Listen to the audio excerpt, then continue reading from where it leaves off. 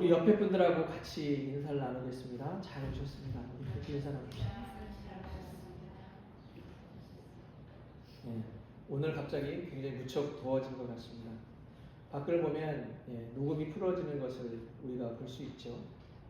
우리의 신앙도 이렇게 점점 더 주님 앞에서 새로워지고 푸르러지는 그런 신앙이 되기를 바랍니다. 오늘은 무엇이 보이느냐라는 제목으로 하나님 말씀 전하겠습니다.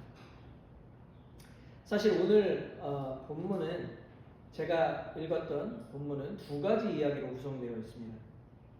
첫 번째 이야기는 벳세다에서 맹인을 치유하는 사건이고, 두 번째 이야기는 빌립보 가이사랴에서 베드로의 신앙 고백과 예수님의 순환 예고가 기록되어 있습니다. 보통 설교학을 배워보면 가장 기본적인 설교의 본문은 한 단락 또는 한 사건입니다. 그런데 오늘 본문은 한 가지 이야기가 아니라 사실 두 가지 이야기를 제가 읽어드리는 것이죠. 일반적이지 않습니다. 그런데 제가 이렇게 한 이유는 다른 것이 아니라 이 두 사건이 긴밀하게 연결되어 있기 때문에 제가 그렇게 하는 것입니다. 물론 얼핏 보면 하나는 치유 사건이고 하나는 예수님이 그의 제자들과 나눈 대화이기 때문에 전혀 관련이 없어 보입니다. 이 둘이 어떻게 연관되어 있는지는 조금 이따 설명드리기로 하고요. 먼저 그것을 제대로 이해하기 위해서는 벳세다 맹인 치유 사건이 아주 독특한 점들이 있어서 이걸 먼저 설명을 드리도록 하겠습니다. 복음서를 보면 예수님께서 병자들을 고치시는 사건이 굉장히 많이 등장합니다. 약 20번이 넘게 등장해요. 그리고 맹인, 앞을 보지 못하는 사람을 고치는 사건은 6번 정도 등장합니다. 그런데 벳세다라는 지역에서 맹인을 치유한 사건은 이 마가복음밖에 기록되어 있지 않아요. 그리고 이 위치가 심상치가 않습니다. 왜냐하면 여러분이 아시다시피 마가복음은 총 16장으로 구성되어 있어요. 그러니까 지금 읽은 8장이 약 중간에 해당되는 부분입니다. 그런데 우리가 성경을 읽다 보면 우리가 소설 같은 것은 이렇게 기승전결 이렇게 쭉 가서 내려갈 때 클라이막스 부분이 굉장히 중요하다고 우리가 보통 배우잖아요. 근데 성경의 히브리인 사고방식에는 어떻게 되냐면 가운데가 중요할 때가 굉장히 많아요.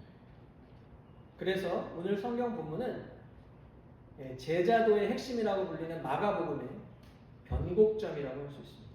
전반부와 후반부를 나누는 역할을 지금 하고 있다, 그렇게 보실 수 있어요. 그리고 세 번째 가장 중요한 특징은 이 사건만 단 한 번에 예수님께서 고치지 못한 사건입니다. 안수를 2번을 했어요. 한 번을 안수했더니 절반 정도 보입니다. 그 다음에 또 안수했더니 그때서야 완치되는 사건입니다. 근데 조금 이상하지 않으세요? 예수님이 고치시는데 그날따라 무슨 기력이 딸렸던 건지 능력이 좀 모자랬던 건지 이런 일이 일어나는 것이 사실 우리가 잘 이해가 되지 않죠. 우리가 잘 알다시피 예수님은 하나님이십니다. 전능하신 분이에요. 이 사건 말고 나머지는 오래 끄시는 게 없어요. 그냥 딱 말씀하시면 다 회복이 되는 거죠. 심지어는 나사로에게까지, 죽은 나사로, 그래서 썩은 냄새가 나는 나사로를 나오라 했을 때 어떻게 되냐면 그가 살아서 나옵니다. 그렇게 놀라운 능력을 가지신 분인데 맹인 한 명 고치기 위해서 안수를 했는데 한 번에 고칠 수가 없다. 2번 안수하시고 완치됐다. 여간 이상한 사건이 아니다. 그래서 이 2번 만에 고친 그 이유에 대해서 여러 가지 해석이 있었습니다. 그 중에 한 가지를 소개하면 칼빈과 같은 종교개혁자는 예수님께서 다양한 방법으로 사람들을 고치는 것을 보여주기 위함이다, 이렇게 설명합니다. 그런데 이 해석을 들으면 이해가 잘 가십니까? 저는 사실 갸우뚱했어요.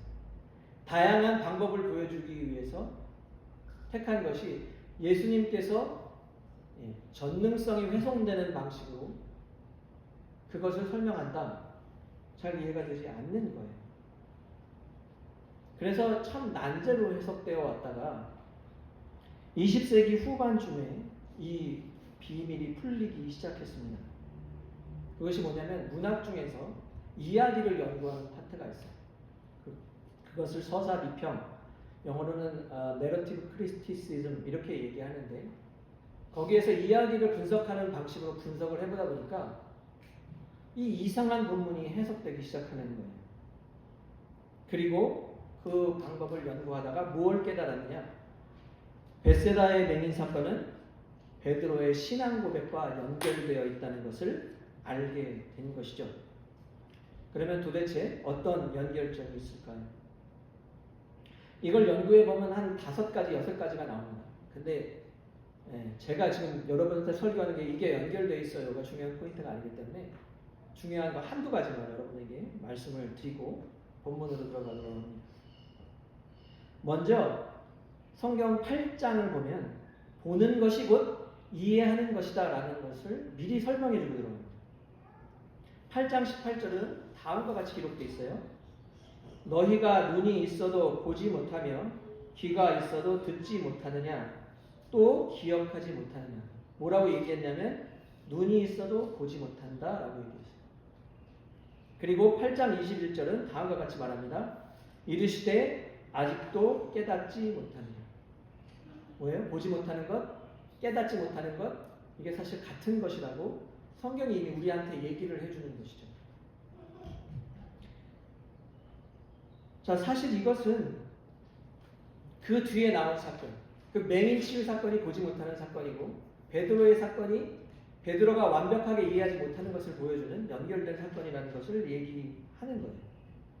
사실 보는 것과 이해하는 것, 이것은 동서고금에서도 통용되는 이야기입니다. 한번 서양으로 먼저 와볼까요? 여러분 우리 I see 이런 얘기 많이 하죠. 그렇죠?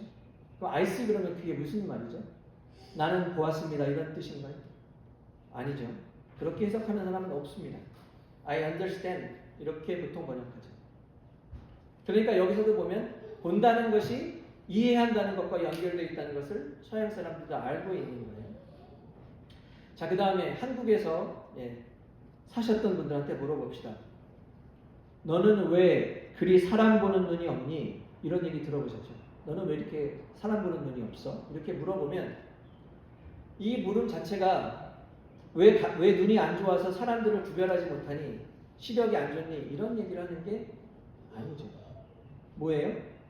그 사람이 말하는 것, 그 사람이 행동하는 것 뻔히 다 보았는데 왜 너는 그 사람을 이해하지 못하고 그렇게 대하느냐? 이 얘기죠.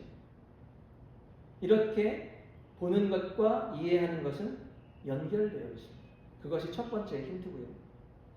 두 번째는 벳세다라는 지명의 뜻에 있어요. 벳세다의 앞에 이 벳자는 집 또는 마을이라는 뜻이고 그 다음에 세이다 헬라어로는 이렇게 표현되는데 이것은 어부라는 뜻입니다. 그러니까 벳세다는 뭐냐면 어부 마을이에요. 어부촌이라는 얘기입니다. 그래서 요한복음 1장 44절을 보면 베드레, 안드레, 빌립의 고향이 바로 벳세다예요. 그러니까 생각을 해보시기 바랍니다. 아는 것과 이해하는 것, 보는 것과 이해하는 것이 연결되어 있다고 하고 그 다음에 벳세다, 어부의 마을을 이야기해서 맹인을 얘기하니까 어부의 마을에서 사실은 이해하지 못하는 사람, 그걸 얘기하는 거죠. 그것이 바로 베드로라는 얘기. 이렇게 연결이 되어 있습니다. 그렇다면 맹인과 베드로는 구체적으로 어떻게 연결되었는지 우리가 살펴보도록 하겠습니다. 24절을 같이 한번 읽어보겠습니다.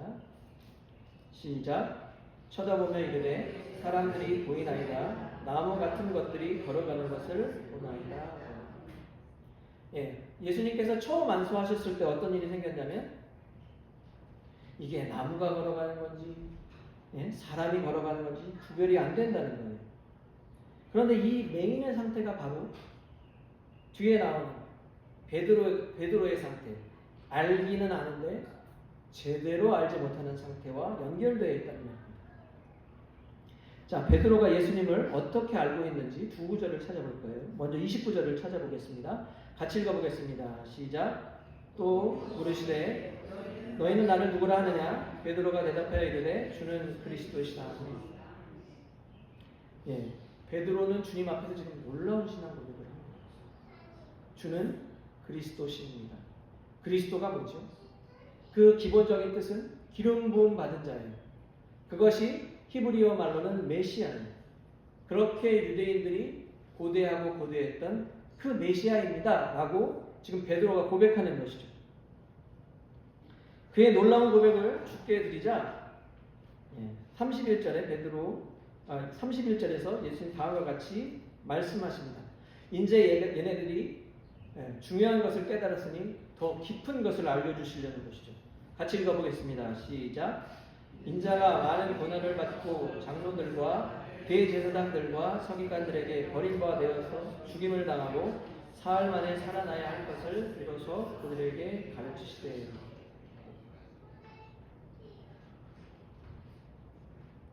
예수님께서 뭐라고 말씀하시냐면 이제 예수님의 중요한 사역, 그가 십자가에서 달려 인류의 죄를 대속하실 것에 대해서 이야기하기 시작했습니다. 그 놀라운 계획을 베드로한테 알려주자 베드로가 어떻게 반응했을까요? 굉장히 기뻐했습니까? 아닙니다. 32절에 보면 예수를 붙들고 항변하매라고 기록하고 있어요. 사실 우리나라 성경 항변하매라고 하는 말은 제대로 된 번역이 아닙니다. 왜냐하면 항변하매 하면 항의하고 변하면 변론하다 이런 뜻이라고 생각되거든요. 그런데 이 항변하매란 말이 에피티마오라는 말인데 이게 바로 33절 바로 뒷절에서 쓰여요. 이렇게 쓰입니다. 예수께서 돌이키사 제자들을 보시며 베드로를 꾸짖어 이르시되 사단아 내 뒤로 물러라. 여기에서 베드로를 꾸짖을 때 여기 쓰이는 단어가 앞에 바로 쓰였던 항변하매는 똑같은 단어예요. 그러니까 사실은 베드로가 뭘 한 거예요? 예수님을 꾸짖은 거예요. 그러자 예수님께서는 어떻게 되냐면 다시 베드로를 꾸짖는 것입니다. 그리고 또 한 가지 재밌는 말이 뭐냐면 베드로가 붙들었다는 말이 있어요. 그러니까 제가 예전에 이 붙들었다는 말을 들었을 때는 베드로가 예수님을 이렇게 붙잡거나 아니면 멱살을 잡거나 그런 건 줄 알았거든요. 근데 이 영어 번역에 보면 take him aside 이렇게 되어 있어요. take aside 되어 있어요. 그게 뭐냐면 따로 데리고 간다는 뜻이 있습니다. 그러니까 쉽게 하면 이런 얘기예요. 베드로가 예수님 보고 예수님 저 좀 따라오세요. 저 좀 봐요. 그리고 예수님 데려가서 막 꾸짖으려고 하는 거죠. 사실 이게 얼마나 기가 찬 노릇입니까? 하나님인 예수님을 한치 앞도 제대로 볼 수 없는 인간이 미래의 계획에 대해서 꾸짖고 있는 거예요. 그렇게 살면 안 됩니다. 그렇게 계획을 짜시면 안 됩니다라고 얘기하는 것이죠. 도대체 왜 베드로가 이렇게 말도 안 되는 행동을 취했을까요? 이것을 이해하기 위해서는 유대인들이 가지고 있었던 메시아 대망 사상을 이해해야 할 수 있습니다. 당시의 유대인들은 그들이 어떻게 생각하냐면 바벨론의 포로로부터 다시 돌아와서 유대 땅에 있는데도 불구하고 아직도 유배가 끝나지 않았다고 생각하고 있었어요. 그리고 로마의 식민지로 생활하는 것은 결코 쉬운 일이 아니었습니다. 오랜 식민지 생활로 지치고 또 지친 사람들에게 오로지 바라는 것이 있다면 메시아가 전능의 왕으로 이 땅에 오셔서 이스라엘의 왕이 되고 로마의 압제로부터 그들을 해방시키고 전 세계를 떵떵거리며 호령할 때 자기도 그 자리에 함께 있고 한 자리를 차지하고 싶은 것이죠. 그런데 그렇게 고대했던 메시아가 마침내 오셨는데 그래서 우리는 이제 고난 끝 꽃길이 열렸다고 생각을 했는데 로마를 무찌를 생각을 하는 것이 아니라 고난받고 십자가에 죽겠다고 말하는 것입니다. 그래서 베드로는 마음 먹기를 도저히 안 되겠다. 내가 예수님 정신 차리게 해야지. 그런 마음으로 한 말입니다. 지금 베드로의 상태가 어떤 것입니까? 이게 딱 벳세다 맹인이 처음 안수를 받을 때의 상태라는 거예요. 예, 보이기는 보입니다. 알기는 알아요. 뭐죠? 메시아인 것을 알아요. 예수님의 메시아인 것을 알아요. 하지만 무엇을 모르는 것이에요? 예수님이 고난받는 메시아라는 것을 모르는 거예요. 그건 자기 사전에 있지도 않은 얘기입니다. 보기는 보되 보이지 않는, 이것이 딱 벳세다 맹인의 상태인 것이죠. 그래서 나무가 걷는 것인지 사람이 걷는 것인지 구별이 안 되는 상태라는 말입니다.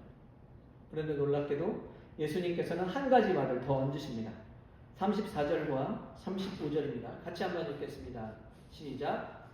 우리가 제자들을 불러 이르시되 누구든지 나를 따라오려거든 자기를 부인하고 자기 십자가를 지고 나를 따를 것이라. 누구든지 자기 목숨을 구원하고자 하는 이를 것이요 누구든지 나와 복음을 위하여 자기 목숨을 잃으면 구원하리라. 놀라운 말을 얹으시죠. 그 고난의 길을 예수님만 간다고요? 아니요. 제자들만 그러면 따라하는 것인가요? 신자들 중에서도 신앙이 깊고 정말로 하나님께 헌신된 사람만 십자가의 길을 걷는 것인가요? 아니요. 성경은 뭐라고 얘기하냐면 무리와 제자들을 불러서 누구든지 나를 따라오거든 그렇게 말하고 있습니다. 제자들이 아니라 무리 앞에서도 보는 얘기는 뭐냐면 그 무리들이 이제 예수님의 말씀을 듣고 이제 제자들처럼 예수님을 따라오기를 바랬던 것이죠. 그리고 35절은 더 놀라운 얘기죠. 누구든지 자기 목숨을 구원하고자 하면 잃을 것이요 누구든지 나와 복음을 위하여 자기 목숨을 잃으면 구원하리라. 구원이 누구에게 주어진다고 했습니까? 이스라엘 모든 사람들한테 주어진다고 했습니까? 아니면 자기 목숨을 아깝지 않게 예수 그리스도를 쫓아 따라가는 사람에게 주어진다고 하고 있습니다. 후자죠. 제가 신앙생활 50년 하면서 깨달은 게 있어요. 많은 사람이 구원을 쉬운 것으로 생각합니다. 왜냐하면 믿기만 하면 구원받는다고 생각합니다. 그런데 저는 지금 믿음 외에 다른 게 필요하다, 믿음 외에 행위가 필요하다, 이런 행위 구원을 말하는 것이 아닙니다. 성경이 믿음으로 구원받는다, 그것으로 충분하다 이야기했으니까 그것으로 충분한 것이에요.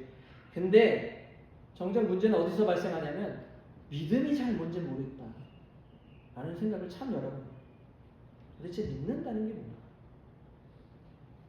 우리는 믿음의 대상이신 예수 그리스도가 누구인지, 무엇을 믿어야 구원받을 수 있는지 점검해야 합니다. 예를 들어 생각해 보겠습니다. 저는 저희 아들 많이 믿습니다. 예를 들어서 내가 은빈이를 믿는다라고 얘기할 때, 그리고 저의 집사람을 믿는다고 얘기할 때, 그것이 만유의 주요 하나님이신 예수 그리스도를 믿는 것과는 차원이 다른 것이죠. 우리 집사람이 뭔가를 했을 때 뭐 했다 그러면 믿습니다. 근데 100% 사실 믿지는 않아요. 뭔가 이렇게 놓쳤을 때가 있거든요. 근데 그런 게 아니라 예수 그리스도를 신뢰할 때는 어떻게 해야 하느냐?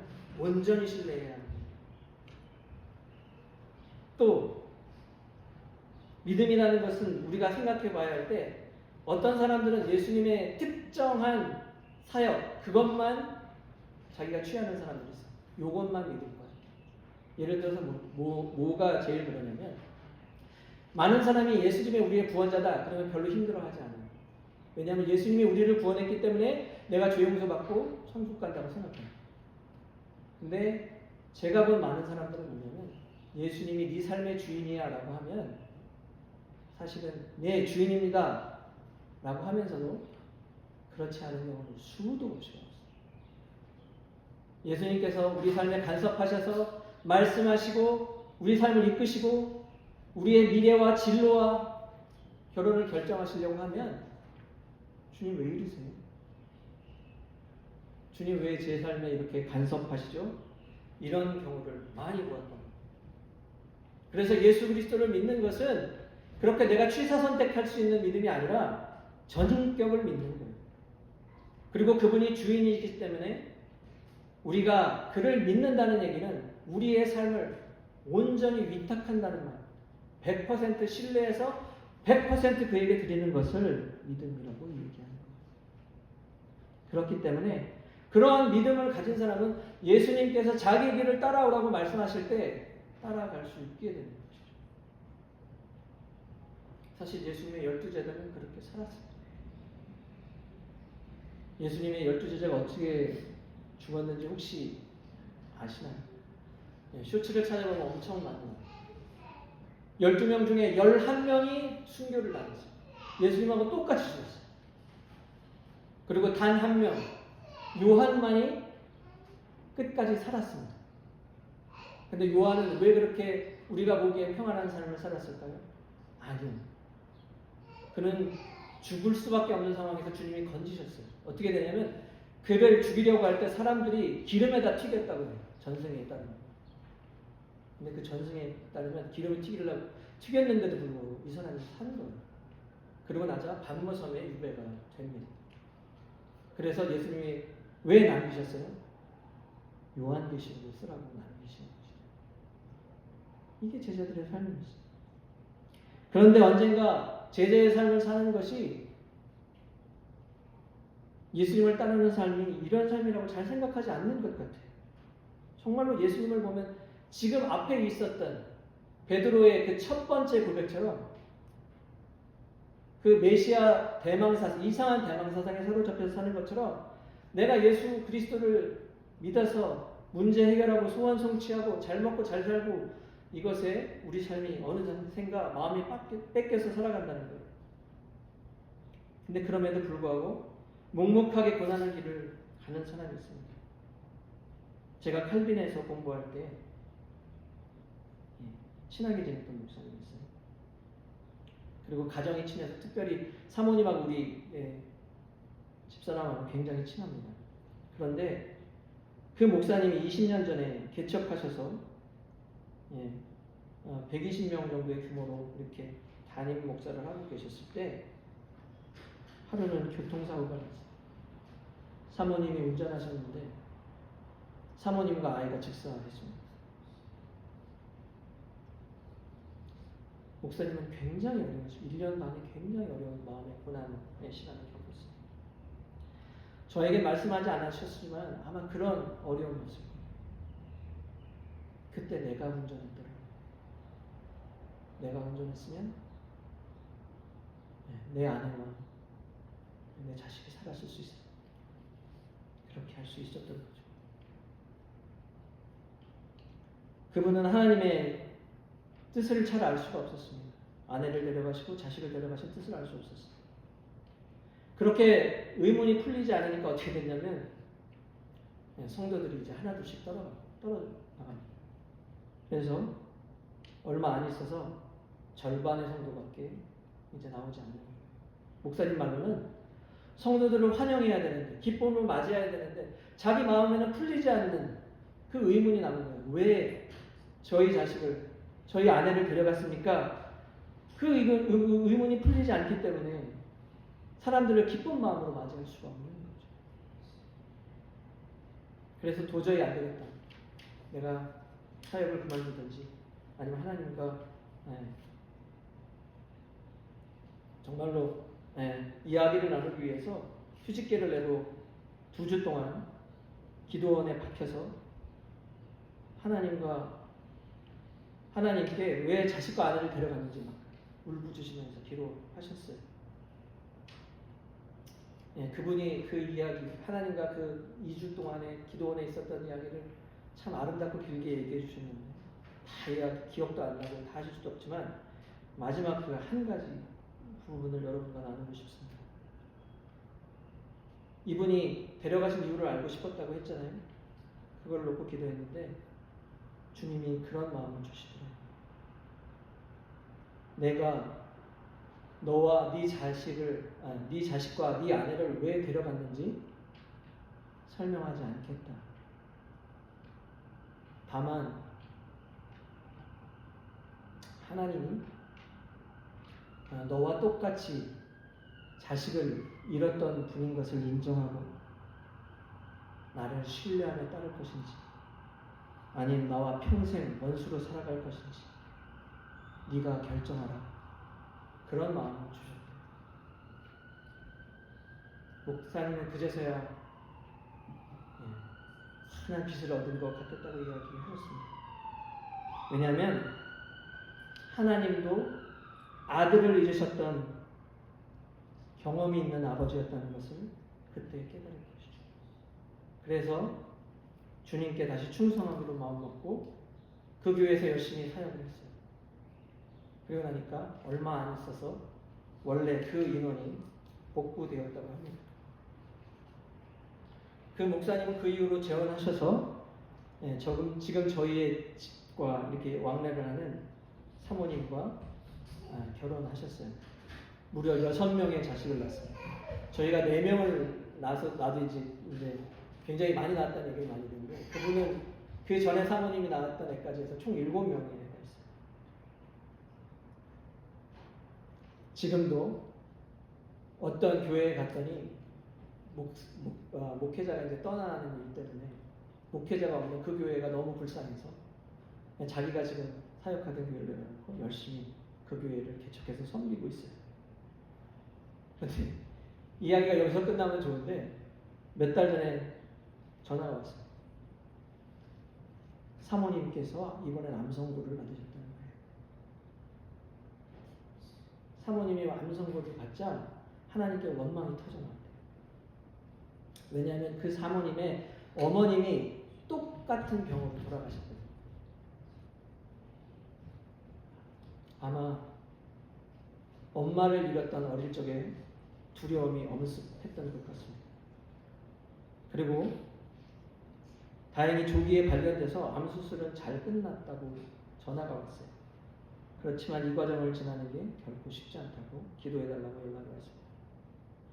그런데 저는 사실 사모님도 마음에 쓰였지만 목사님이 더 마음에 쓰였어요. 암 소식을 들었을 때 이런 마음이 들었을 것 같아요. 첫 번째 아내도 사별했는데 주님, 혹시 두 번째 아내까지 지금 데려가려고 하시는 겁니까?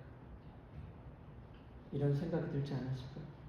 전 무서워서 전화도 잘 못하겠더라고요. 제가 살다 보면 주님은 여전히 우리에게 고난의 길을 걷기를 우리에게 바라고 계십니다. 그런데 그 길을 따르는 사람들을 보면요, 정말 하나님 해도 너무하시네, 하나님 너무 밀어붙이시네, 목사지만 이런 부끄러운 생각이 들 때가 있어요. 저희 교회도 마찬가지죠. 어떻게 저 무욕을